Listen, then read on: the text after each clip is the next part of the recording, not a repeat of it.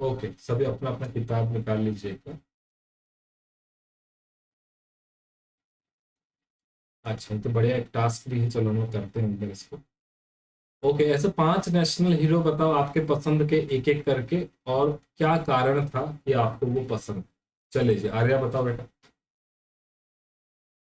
Any national hero of your choice.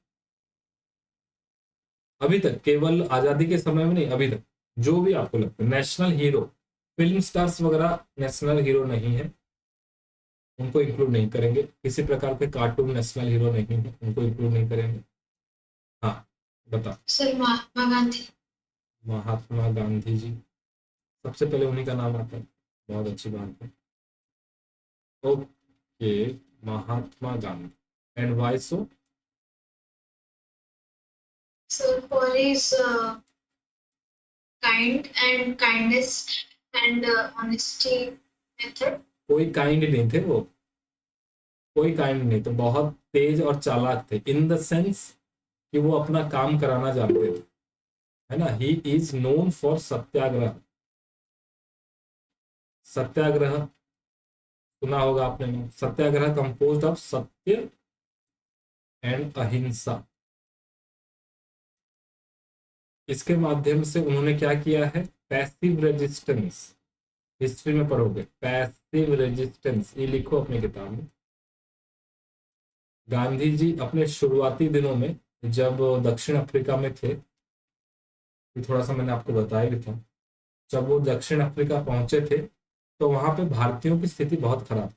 वहां पर उनको ट्रेन में बैठने नहीं दिया जाता था, उनको बाकी लोगों के साथ घुलने मिलने का नहीं था। इवन ऐसा भी हो गया कि बाद में आप लोगों को एक सर्टिफिकेट ले करके चलना पड़ेगा हमेशा अपने साथ में, अपने पॉकेट में। जैसे अभी आधार कार्ड होता है, एक उस समय एक रजिस्ट्रेशन सर्टिफिकेट होना चाहिए, कि कभी कोई अंग्रेज पूछ ले कि कौन हो तो बताओ। तो ये बहुत डेरोगेटरी काम थे। तो उसके लिए उन्होंने क्या शुरू किया? Passive resistance. किसी को पीटेंगे नहीं, मारेंगे नहीं, लेकिन चुप भी नहीं बैठेंगे। सत्य और अहिंसा, नॉन वायलेंस। नियम कानून नहीं मानेंगे सरकार के, जो चाहे करना है कर लो, है ना। तो उनका बहुत इनोवेटिव अप्रोच था। आप लोग बहुत इसके बारे में पढ़ोगे आगे। नेक्स्ट, किरण बताओ, any national hero of your choice.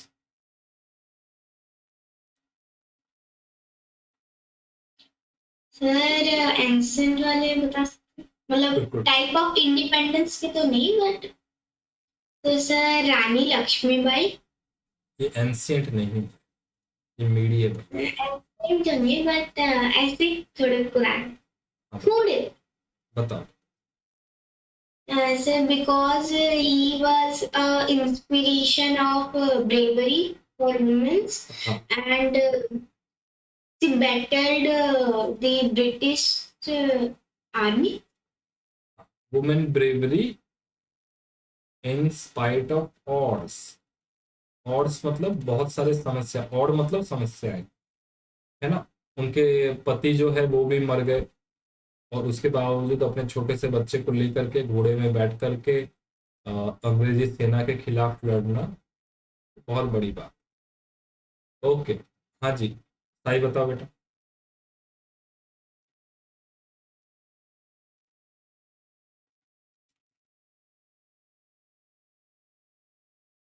Subhash Chandra Bose. बिल्कुल, सुभाष चंद्र बोस। यस, क्यों? His leadership ओके,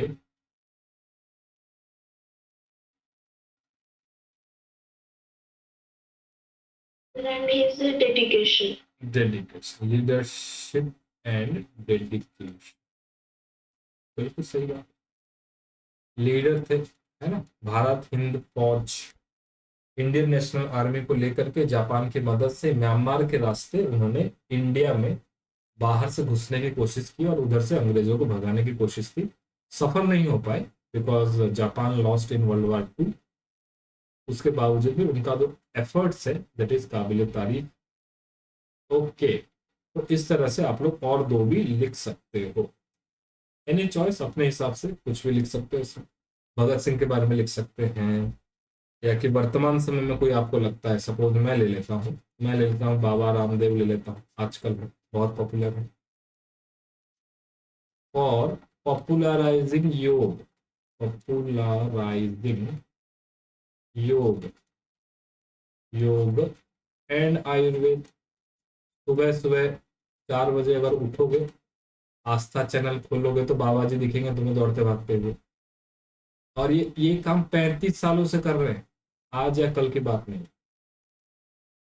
पिछले 35 सालों से वो बेचारे सुबह उठ जाते हैं 3 बजे, 3 बजे उठते हैं, अपना नहा धो लेते हैं पहले 3 बजे ही, फिर अपना ध्यान करते हैं अपने रूम में अकेले बैठ करके चटाई के ऊपर, ऐसा बैठ के ध्यान करेंगे आधा घंटा। फिर आते हैं दौड़ते दौड़ते, जॉगिंग करते करते 5-6 किलोमीटर दौड़ करके फिर आते हैं स्टेज पे। फिर वहां पर कितने बजे पहुंचते हैं, थोड़ा सा बता देता हूँ डिसिप्लिन्ड लाइफ कैसा है इनका। 3 बजे उठेंगे, 3 से 4 बजे तक अपना पर्सनल योग करेंगे, मेडिटेशन वगैरह। फिर 4 बजे से आ जाएंगे करीब करीब 7:30 बजे तक, आस्था चैनल पे आप उनको देख पाओगे योग करते हुए। फिर 7:30 से लेकर के करीब 8:30 बजे तक आप उनको देखोगे इंडिया टीवी पर योग करते हुए। फिर 8:30 बजे से आप उनको 10 बजे तक देखोगे फेसबुक, यूट्यूब, इंस्टाग्राम पे लाइव होंगे, सोशल मीडिया पे मिलेंगे आपको। तो 3 बजे उठे हुए हैं, 10 बजे तक चल रहा है काम। फिर 10 से लेकर के 11 बजे वो एक बार खाना खाते हैं।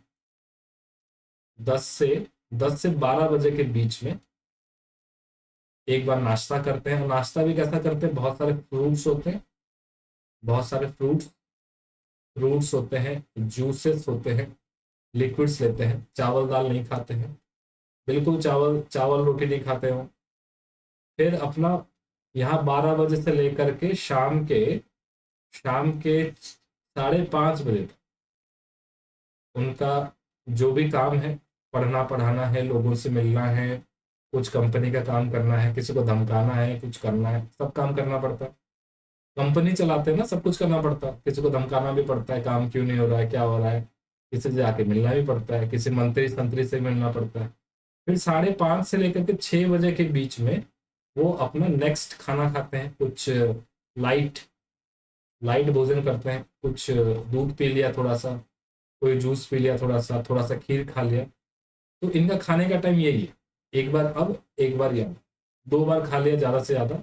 और चावल और गेहूं, आटा वो नहीं खाते। अब ये 6 बजे से लेकर के 10 बजे तक इनके दूसरे काम होते हैं, गुरुकुल में बच्चों को पढ़ाना, योग कराना, फिर से थोड़ा सा पढ़ाना लिखाना। तो 10 बजे फिर वो सो जाते, 10 बजे सो जाते हैं, खाना खाया 6 बजे, 10 बजे सो गए, है ना। खाना जितना जल्दी खाओगे उतना अच्छा है। 8 बजे से पहले खाना खा लेना है, घर में भी बताओ ये चीज, 8 बजे से पहले खा लेना है। रात को खाओगे डाइजेस्ट नहीं होगा। हाँ आर्या बताओ। सर मैं 8 बजे खा लेती हूँ। हाँ किरण बताओ। सर मैं कुछ बता तो नहीं रही थी, वो थोड़ा डेडिकेशन में स्पेलिंग मिस्टेक। क्या DEDI ये तो है, क्या लग डी लग रहा है क्या ये? Yes sir. अच्छा, ये डी है, ये पेन थोड़ा उधर चल, है ना। तो सर ये भी बोलना था कि वो जो बाबा रामदेव वो 3 बजे हर दिन उठते हैं, हर दिन 3 बजे। मैंने पर्सनली देखा हुआ है, योग किया हुआ है, इसलिए मैं बता रहा हूँ, है ना। बहुत 3 बजे उठते हैं, और बहुत हर दिन उनका रोज का काम, रोज का, पिछले 35 सालों से यही काम है, 35 ईयर्स। मेरे बारे में मत पूछना मैं क्या कर रहा था, कहाँ था, पर्सनल बातें नहीं करेंगे, ठीक है जी। हाँ सही पूछो। हम्म। सर मैं शायद तक छोटी जब थी उस टाइम में देखती हूँ, जब मेरे मामा जी के घर में। वो बहुत डेडिकेटेड है, और उनके साथ उनकी ऊर्जा ही अलग है, अलग ही लेवल का उनका एनर्जी लेवल बहुत अप रहता है हमेशा। है तो उनका एक डिसिप्लिन लाइफ है, उन्होंने अपना टाइम तो ये सबसे अच्छा टाइम है वैसे, सुबह सुबह जल्दी उठो और रात को भी आप ठीक समय पे सो जाओ। शाम का खाना थोड़ा हल्का खाओ, अगर लेट में खाते भी हो तो बस एक ग्लास क्या करना है, 1 ग्लास मिल्क। अगर रात में 8 बजे के बाद भूख लग भी रही है तो 1 glass of milk is more than sufficient.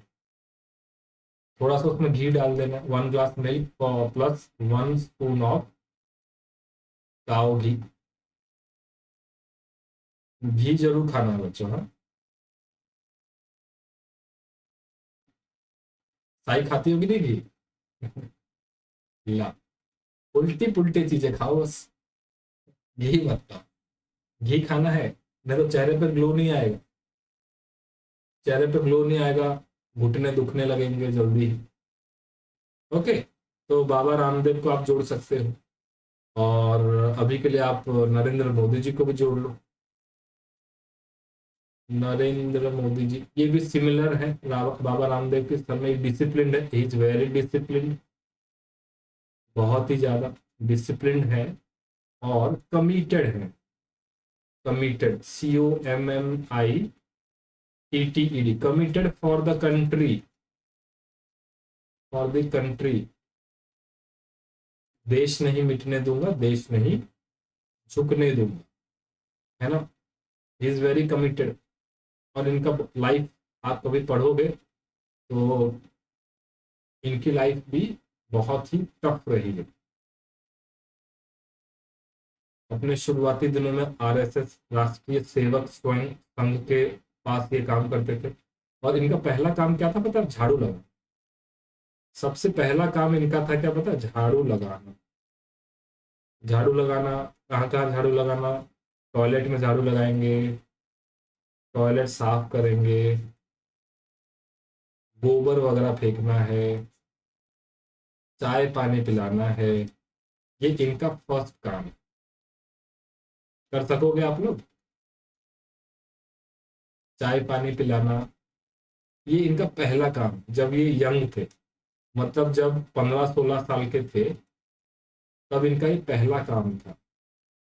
चाय पिलाना, टॉयलेट साफ करना, गोबर वोबर फेंकना, डस्टिंग वस्टिंग करना, टेबल चेयर साफ करना, इनका पहला काम, सबसे शुरू शुरू का काम।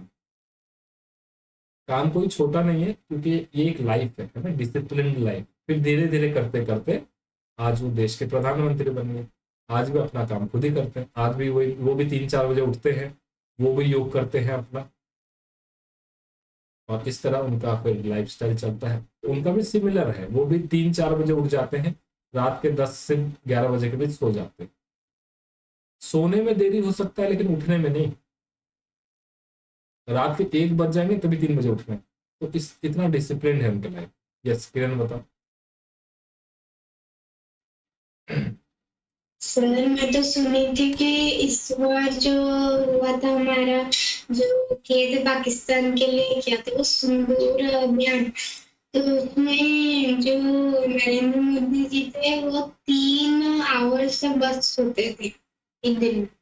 होता है, कर सकते हैं, क्योंकि देखो खाना पीना सब कुछ कंट्रोल में है, मन में किसी प्रकार का कोई चिंता नहीं है, और कुछ डर नहीं है, तो आदमी का जो एनर्जी का लेवल है ना वो बहुत ऊपर होता है ना। समझ गए? तो आप लोग भी खाना पीना खाओ, अच्छे से खाओ, लेकिन समय पे खाओ। ठीक है जी, चलिए moving on to the part, because it is a patriotic poem. चलिए पढ़ना शुरू करते हैं।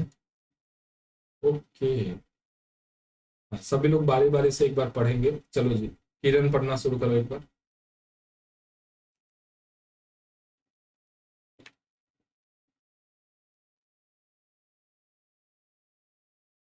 सर पूरा? हाँ हाँ, पूरा पढ़ो।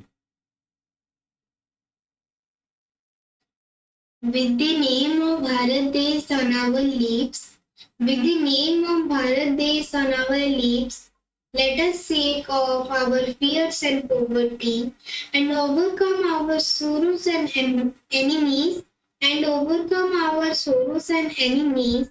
We shall stroll on the snow, play silvery heights of the Himalayas. Our ships shall sail across the high seas. Our ships shall sail across the high seas. We shall set up schools, all sacred temples for us. We shall set up schools, all sacred temples for us, and proudly thumb our shoulders and utter, and proudly thumb our shoulders and utter the name of this land, ours Bharat. The name of this land, ours Bharat. Okay With the name of our ठीक है, यहाँ तक ठीक है. Okay. With the name of Bharat Desh on our lips, let us shake off fears and poverty and overcome our sorrows and enemies. We shall stroll on the snow-clad silvery heights of the Himalayas. देखो, of the Himalayas, पर्वत श्रृंखला के सामने the लगता है, पढ़ाया था. Himalayas, Nilgiris, Amazon तो नहीं, एल्प्स, इनके सामने द लगता है. Our ships shall sail across the high seas. We shall set up schools, all sacred temples for us, and proudly thumb our shoulders and utter the name of this land of ours, Bharat. Shake off, let us shake off. Shake off मतलब उसको झाड़ देना, मतलब shake of कर देना, है ना, छोड़ देना. शेक ऑफ मतलब छोड़ देना, छोड़ देना, है ना. होठों पे भारत देश का नाम लेकर आओ हम सभी मिलकर अपने सारे डर और दरिद्रता को छोड़ दे. डर और दरिद्रता, है ना. एक चीज तो होता है बेटा गरीबी, एक चीज होता है गरीबी और एक चीज होता है दरिद्रता. दोनों में डिफरेंस है. क्या डिफरेंस है बेटा? गरीब वो होता है जिसके पास बेसिक चीजें नहीं है. This is called poor. जिसके पास बेसिक चीजें नहीं है, मतलब खाने के लिए रोटी नहीं है, पहनने के लिए कपड़े नहीं है, रहने के लिए छत नहीं है. आजकल, पहले यही था, आजकल और एक दो चीज जोड़ देते हैं. हाथ में मोबाइल नहीं है, मोबाइल में इंटरनेट नहीं है. आजकल की गरीबी के डेफिनेशन में ये भी आ जाता है. डिजिटली जो कनेक्टेड नहीं है उसको भी गरीब में जोड़ देते हैं, क्योंकि आजकल इंटरनेट एक बेसिक नीड है. और दरिद्रता क्या है बेटा? दरिद्रता, दरिद्रता, गरीबी को पुअर भी बोलते हैं, पॉवर्टी भी बोलते हैं. दरिद्रता के लिए एज सच कोई इंग्लिश वर्ड नहीं है. इसको भी पॉवर्टी बोल देते हैं, लेकिन दरिद्रता अलग चीज है. दरिद्रता क्या है बेटा?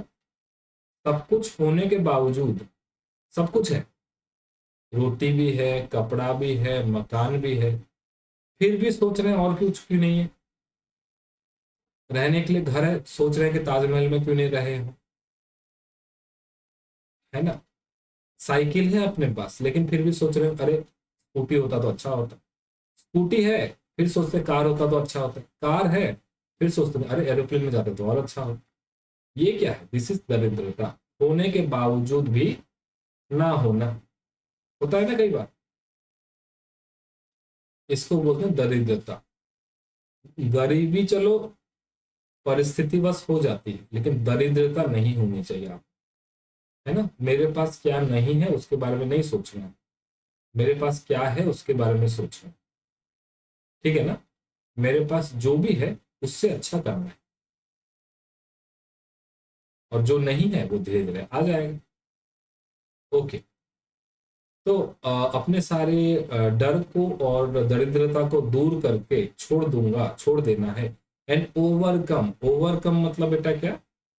पार कर लेना, चुनौतियों को पार पार कर लेना, पार कर लेना. लिखते जाओ आप लोग.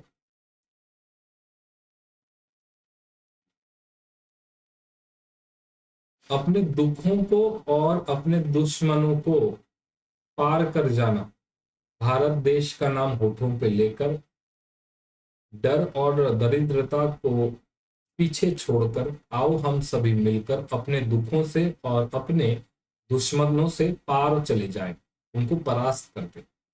We shall stroll on the snow clad silvery heights of the Himalayas. हमारे अंदर इतनी शक्ति होनी चाहिए कि हम हिमालय की चोटी पर जाकर टहल सकें। स्ट्रोल मतलब क्या? टहलना। यहाँ पर तो रात को 3 बजे नहीं उठ पा रहे, हिमालय तो जाने की बात ही छोड़ो, हाथ पैर टूट जाएंगे। यहाँ पर तो हम गर्मियों में नहीं उठ पा रहे रात को, हिमालय की तो बात ही छोड़ो, क्या होगा पता नहीं।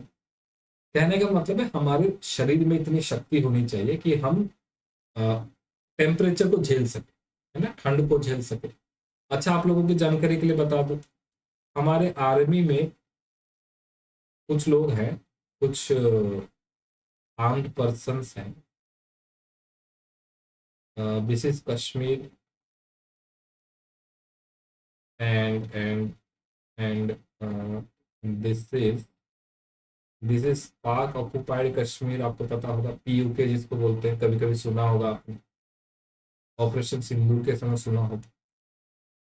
ये कश्मीर है, ये हमारा है, लेकिन इसमें भी ये जो आधा हिस्सा है, ये हिस्सा इधर वाला, ये हिस्सा ये पाकिस्तानी ने हड़प रखा, जोर जबरदस्ती घुस बैठे 1947 में, जब महाराजा हरि सिंह के साथ लड़ाई हुई थी। हरि सिंह कौन थे? कश्मीर के राजा थे। जब भारत आजाद हुआ तो ये कश्मीर है इतना, जब भारत आजाद हुआ तो कश्मीर को ये कहा गया कि आप चाहे तो पाकिस्तान में चले जाओ, चाहे तो इंडिया में चले जाओ, चाहे तो आप इंडिपेंडेंट रहो।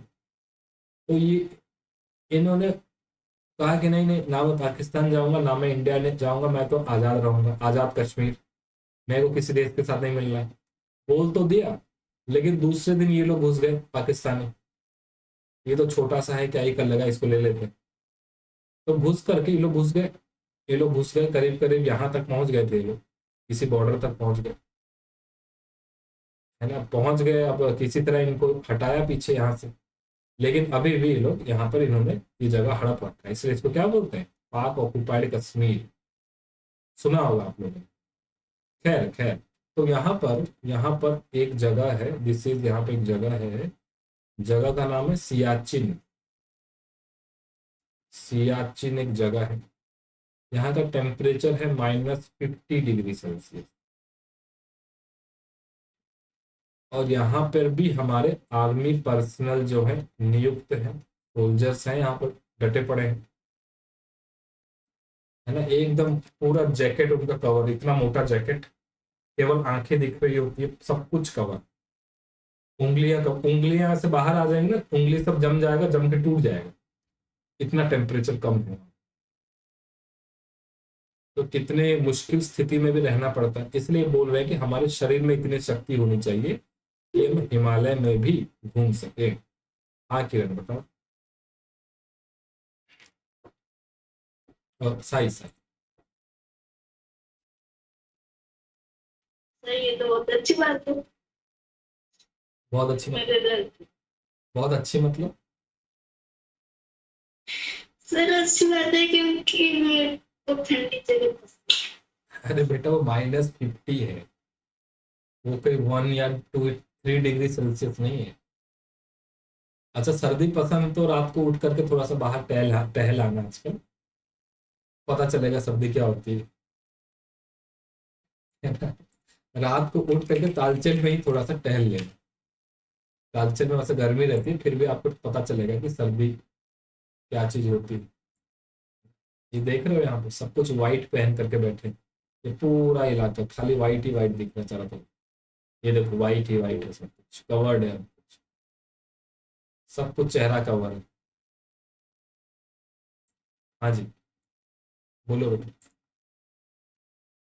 सर ये पता नहीं है, बट दूर से थोड़े पेंगुइन जैसे दिख रहे हैं। तो कुछ देख ही नहीं रहा है, पूरे कवर है। ओके, हाँ, तो हमारे शरीर में इतनी शक्ति होनी चाहिए कि हम हिमालय की चोटी पे पहुंच सके। Our ships shall sail across the high sea. हमारे जो जहाज है वो समंदर को पार करके दूसरी जगह जा सके। क्यों? क्योंकि हम लोग व्यापार वगैरह कर सके, बिजनेस बढ़ा सके, तभी तो देश में पैसा आएगा, है ना। We shall set up schools, all sacred temples for us, and proudly thump our shoulders and utter the name of this land of ours. हम ऐसे स्कूल बनाए जो कि एक मंदिर की तरह है ना, और बड़े गर्व के साथ हम अपनी पीठ को थपथपा पाए, थम तो माने थपथपाए, और अपने मुंह से अपने भारत देश का नाम ले सके। ठीक है, चलिए आगे बढ़ते हैं। ओके साई बेटा पढ़ो आप तो विथ से लेकर के पॉवर्टी तक पढ़ो।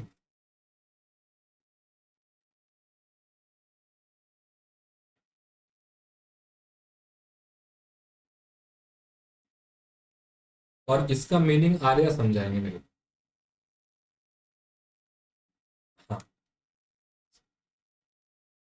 पढ़ो sir. Yes yes. With the name of Bharat Desh on our lips, let us shake off our fear and poverty.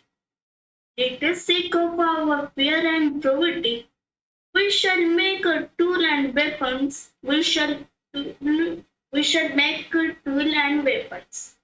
We shall produce paper. We shall produce paper. We shall open factories and school. We shall open factories and school. We shall never be lazy or weary. We shall never be lazy or weary. We shall be ever genius. We shall be ever genius. We shall always speak the truth. We shall always speak the truth with the name of Bharat Desh on our lips. With the name of Bharat Desh on our lips. Let us shake off our fear and poverty. Let us shake off our fear and poverty. Okay very good. Yes Arya बेटा बताओ। So इसका मतलब होगा with the name of Bharat देश on our lips, let us take off our fears and poverty. With मतलब भारत देश हमारे lips में पहले हमें भारत देश हम जो बोलते हैं, तो उसके हिसाब से हमें सेक ऑफ मतलब यहाँ पे छोड़ देना, हमारे डर को और गरीबी को छोड़ देना है। We shall make tools and weapons. हमें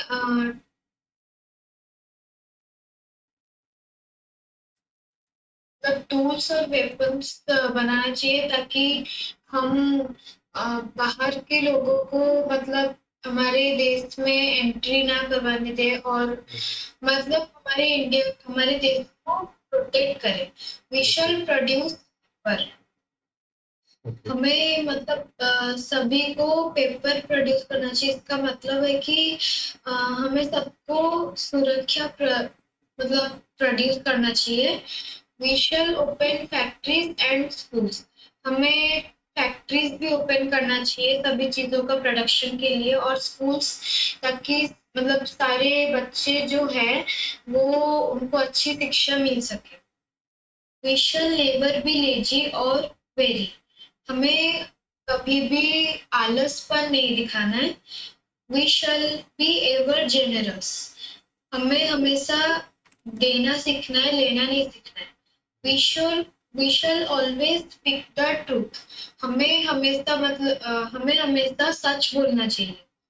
With the name of Bharat देश on our lips, let us take off our fears and poverty. इसी के साथ हमें हमारे डर को और गरीबी को छोड़ देना। वेरी गुड, बहुत अच्छा। तो होठों पे भारत देश का नाम हो, हम ऐसे साधन और हथियार बनाए। टूल्स मतलब साधन, मतलब गाड़ी, बंगला, पेन, ये सारी चीजें टूल्स हैं जिसकी मदद से हम कोई काम कर सकते हैं। वेपन्स मतलब हथियार है, इनका मदद कर ले, और कभी लेजी ना रहे, कभी भी आलसी ना हो, कभी भी थके हुए ना हो। वियरी मतलब थका हो, और हम हमेशा दानी बने, जनरस बने, जैसा आर्या ने बताया, देना सीखे, लेना ना सीखें। बड़े दिल वाले देते हैं, लेते नहीं। है ना। हाँ जी किरण बताओ। सर मुझे थोड़ा ऊपर वाले में ऊटर में डाउट है, शोल्डर से अरे ऊटर। ये ऊटर नहीं है, वो अटर है, बोला तो। अटर अटर। अटर मतलब ऐसे धीमी आवाज में बोलना ना, अटर। ओम भूर्भुवः स्वः तत्सवितुर्वरेण्यं, धीरे धीरे ऐसा बोलो। अटर। ऊटर नहीं है वो, अटर है। इसका प्रॉपर मीनिंग देखें तो इसको बोलेंगे हम लोग उच्चारण। उच्चारण करना, बोलना एक सेंस से, लेकिन ज्यादा तेज नहीं, धीरे बोलो। उच्चारण, उच्चारण करना, अटर। ओके अच्छा, यहाँ पे एक शब्द है truth. We shall always truth, speak the truth. Truth क्या होता है, सच्चाई क्या है? ट्रूथ क्या होता है? ट्रूथ किसे बोलते हैं, सत्य क्या होता है? What is truth? Anybody? What is truth? बड़ा आसान शब्द लगता है, हमेशा सुना हुआ है। ये ट्रूथ क्या है, सत्य क्या है? बोलते हैं ना हमेशा सच बोलो, कभी झूठ मत बोलो, लेकिन ये सच है क्या, ये कोई नहीं बताता। सच क्या है? क्या सच ये है कि कि कोई आपसे पूछे कि आप कितने सब्जेक्ट में फेल हो गए, तो आप उसको तुरंत बता देंगे नहीं भैया 6 सब्जेक्ट में फेल हो गए, 4 सब्जेक्ट में बोल दो, क्या ये सच है? या कोई ये बोले कि बेटा बता ना आपके घर में मम्मी ने सोना कहाँ छुपाया हुआ, आपको पता है? हाँ सर अलमारी के अंदर है, और अलमारी के अंदर ऊपर वाले कॉर्नर में छुपा हुआ है। क्या ये सच है? बोलते हैं ना सच बोलो, तो ये भी तो बोलना पड़ेगा ना। मुझे पता है मम्मी ने कहा सोना छुपा रखा है, तो बताना चाहिए कि मम्मी ने ऊपर ड्रॉ में रख दिया है। लेकिन क्या सच में बताना चाहिए क्या? नहीं बताना चाहिए, नहीं बताना चाहिए। किरण बताओ सच में क्या है? सर मेरे हिसाब से जो असली में हुआ भी है और जो जरूरी लगता है किसी को बोलना, मतलब अगर वो चीज बोलने लायक हो, अगर वो हमारे लिए कोई हार्मफुल ना हो, हमारे कोई भी मतलब हमारे वैल्यू को ना गिराए, या हमारे लिए वो इम्पोर्टेंट हो किसी को बताना, तो हम वो बताएंगे, तो उससे हम सच कहेंगे। मतलब मेरे हिसाब से कि कोई चीज असली में हुआ है और वो आप किसी और को बता रहे हो, बट वो आपके लिए भी अच्छा है और उनके लिए भी अच्छा है, वो सच है। हम्म, मतलब जो आपके लिए भी, जो आपके हित में भी है ना, और सामने वाले के हित में भी है, अच्छी बात। और कब बताइए, आर्या बताओ सच क्या है, सत्य की खोज बताओ। सर यहाँ पे सच का मीनिंग होगा कि हमें मतलब हमेशा तो सच बोलना चाहिए, लेकिन ऐसे जगह में हमें कुछ चीजें बोलना नहीं चाहिए, क्योंकि वो हमारे पर्सनल चीजें होता है और वो बाहर के लोगों को मतलब बताना नहीं चाहिए। लेकिन जो स्वाभाविक में हो मतलब हुआ है और वो जरूरी मानता है हमें बोलना, तो उसी को ही बोलना चाहिए। सही बताओ।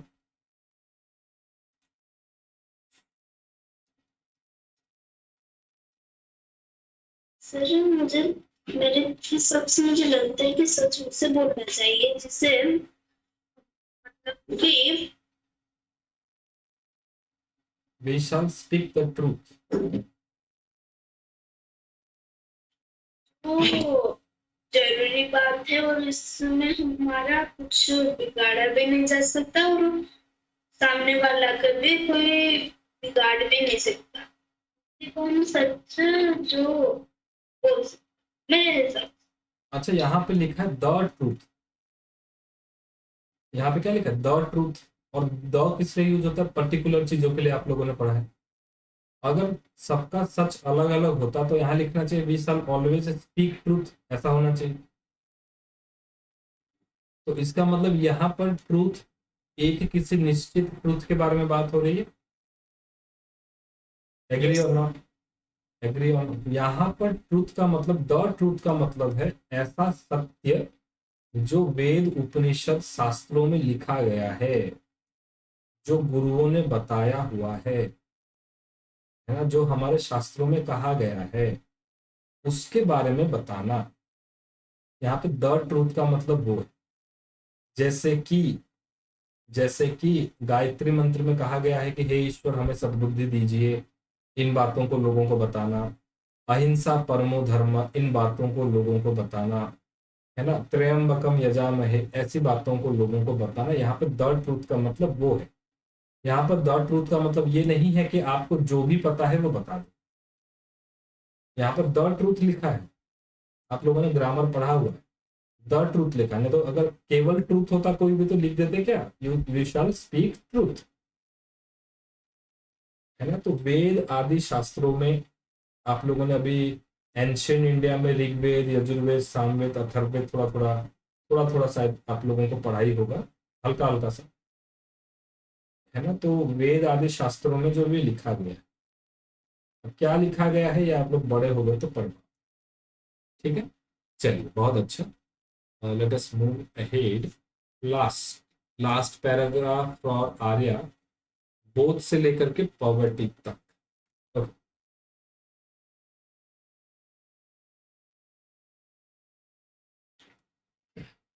Both scriptures and sciences we shall learn. Both scriptures and sciences we shall learn. The heavens and oceans we will explore. The mysteries of moon we shall unravel. The mysteries of moon we shall unravel. The art of street sweeping too we shall learn. The art of street sweeping too we shall learn. With the name of Bharat Desh on our lips, with the name of Bharat Desh on our lips, let us take off our fears and poverty. Let us take off our fears and poverty. Okay, Sai इसका meaning बताओ।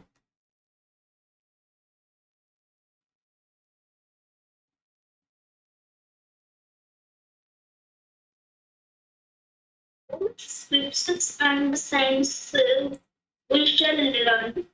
इसका मतलब है कि scriptures जैसे हमारे इतिहास में जो मतलब स्टैचूज या फिर कुछ भी हुआ है वो, और साइंसेस विज्ञान के जितने एक्सपेरिमेंट्स वो सबको हमें सीखना चाहिए। The heavens and the oceans we will explore. इसका मतलब कि जो स्पेस में हमारे गैलेक्सीज, जो हेवंस है मतलब सारे जो प्राकृतिक सामान, और ओशन मतलब डीप ओशन में क्या क्या छुपाया गया है, कुछ भी हो तो उसे हमें एक्सप्लोर करना है, उसे खोजना चाहिए हमें। The mysteries of the moon we shall unravel. जो मिस्ट्री ऑफ मून में है, जैसे कि पानी है या फिर नहीं, या फिर और कुछ पत्थर या फिर कीमती सामान वो है या फिर नहीं, वो हमें निकालना चाहिए, उससे हमें जानना चाहिए। Okay, The art of street sweeping too we shall learn. जो आर्ट ऑफ स्ट्रीट्स मतलब स्वीपिंग करते हैं उसे हमें सीखना चाहिए। With the name of Bharat Desh on our lips, let us shake off our fear and poverty. जो हमारा भारत देश का नाम है वो हमारे मुंह से हमेशा निकलनी चाहिए, मतलब बोलनी चाहिए। और let us shake off मतलब जो shake off our fear and poverty, जो हमारा दर्द है या फिर दर्द उसे छोड़कर हमें भारत देश का उच्चारण करना। वेरी गुड, बहुत अच्छा। Both scriptures and sciences we shall learn. यहाँ पर स्क्रिप्चर्स क्या है बेटा, जैसे मैंने बताया ग्रंथ है, वेद उपनिषद जो हमारे ट्रेडिशनल जो स्क्रिप्चर्स है उनको भी पढ़ना है और मॉडर्न साइंस को भी पढ़ना है। अच्छा, आप लोग पूछोगे सर एक ग्रंथ क्यों पढ़ना है वेद उपनिषद? क्योंकि सबका जो मूल है वो क्या है, वेद ही है। ये सारा जो ज्ञान निकल करके आया है ना वेद में भी आया है, वेदों से ही आया है ना। वेद में ऐसा तो नहीं लिखा है कि गाड़ी कैसे बनाते हैं, गाड़ी कैसे बनेगा, कौन सा स्क्रू कहाँ लगेगा, लेकिन वेदों में ये जरूर बताया गया है कि आप प्रकृति का यूज करके बहुत कुछ अपने लिए बना सकते हो। वहां पे हिंट दे दिया है। वेद क्या है? वेद एक प्रकार से एक मैनुअल है। जैसे घर पे आप कभी कोई नया सामान आता है ना, मान लो घर पे आप ले गए एक कंप्यूटर खरीद करके ले गया, और जिसको नहीं पता होगा वो नहीं कर पाएगा, लेकिन उसके साथ एक बुकलेट भी आता है। जैसे मोबाइल के साथ एक बुकलेट आता है, इसमें लिखते हैं ना मोबाइल को कैसे ऑन करना है, कैसे कॉलिंग करना है, कैसे सिम कार्ड डालना है। तो वेद एक तरह से क्या है कि जीवन को कैसे जीना है, सुबह कितने बजे उठना है, ब्रह्म मुहूर्त में उठना है, यज्ञ करना है, योग कैसे करना है, दिन भर अपना काम कैसे करना है, ये सारी बातें किसमें बताई गई हैं? वेद में बताई। और मॉडर्न साइंस क्या होता है? मॉडर्न साइंस उसी चीजों को, उन्हीं बातों को थोड़ा सा और प्रैक्टिकली हमें सिखाता है ना। तो हमें ग्रंथ भी पढ़ने हैं और साइंस भी पढ़ना है। हमें we shall learn the heavens and oceans, we shall explore. Heavens मतलब जितनी अच्छी अच्छी जगह है। हेवेंस मतलब कोई स्वर्ग नहीं है ऊपर। Heavens is not an imaginary place. दुनिया भर में जितनी अच्छी जगह हैं, हेवन बोलते हैं। कश्मीर है, दार्जिलिंग हो गया, अच्छी जगह मतलब तालचेर भी अच्छी जगह है, जहाँ पे अच्छी जगह है। ऐसा नहीं कि कोई जहाँ पे हिंसा आदि ना होती हो। अच्छी जगहों से मतलब ये नहीं कि कश्मीर चले जाना, बात वो नहीं है। जहाँ पर अच्छे लोग रहते हो, माहौल जहाँ पे अच्छा हो, वो हेवन है कि नहीं? जहाँ पर घर परिवार में लड़ाई झगड़ा नहीं होता, सब लोग मिलजुल के रहते हैं, वो हेवन है, वो स्वर्ग है। तो ऐसे जगहों को हमें देखना है। और the mysteries of moon we shall unravel. जो दूर चीजें हैं, जैसे कि चंद्रमा बहुत दूर है, उनके बारे में आजकल इसरो की तरफ से आप लोगों का चंद्रयान चल रहा है ना। आने वाले कुछ दिनों में आप लोगों का गगनयान आने वाला है ना। तो ये सारी चीजें होती रहती है, ताकि हम लोग पता कर सके कि बाहर के ग्रह में क्या है, और चीजें हमें करने में मदद मिलेगी। We shall also learn the art of street sweeping. Street sweeping मतलब कि जो अपने जनरल रास्ते होते हैं उनको भी हमें साफ सफाई करते रहना है। केवल अपने घर को ही नहीं साफ करना है, बाहर को भी हमें साफ सफाई करना है। इस तरह होठों पर देश का नाम लेकर हमें अपने सभी प्रकार के डर और दरिद्रता को पीछे छोड़ देना, उसको झाड़ देना, फेंक देना, है ना। लेकर प्रभु का नाम करते चले हम अपना काम। ठीक है जी? Okay, very interesting point, very good. और टाइम भी काफी हो गया है। चलिए, तो आप लोग एक बार इसको ट्राई भी कीजिए। Fill in the blanks with opposite, sorry, appropriate words and phrases. ये आप लोग करेंगे और ये आप लोग मुझे भेजेंगे। और ठीक है, ए नंबर वाला कीजिए।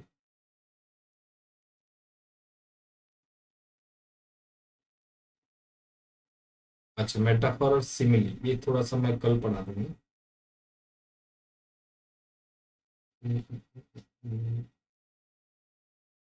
अच्छा, हॉर्स वाला मुझे एक बार आंसर भेजना, आप लोग क्या सोच रहे हो, देखते हैं। What should be our priority, our personal growth और आवर मदरलैंड ग्रोथ, अपनी भाषा में, इन 150 वर्ड्स। 150 वर्ड्स में आपको लिख करके मुझे भेजना, ठीक है? ओके, चलिए, कल आप लोगों का एग्जाम भी है। कल आप लोगों का मैथ का एग्जाम भी है ना। और हाँ जी, ये रहा angles, transversal pair of lines या traversal plane of lines, percentage and its application. 3 chapter हैं। एक बार इसको फटाफट आज रिवाइज कर लीजिए, कल सुबह 9 बजे। ओके जी, चलते हैं, शांति पाठ करेंगे। ओम सर्वे भवन्तु सुखिनः, सर्वे सन्तु निरामयाः, सर्वे भद्राणि पश्यन्तु, मा कश्चित् दुःखभाग् भवेत्। ओम शांति शांति शांति। ओके, कल मिलते हैं बच्चों, tata, goodbye. Thank you sir. Thank you बेटा। Thank you.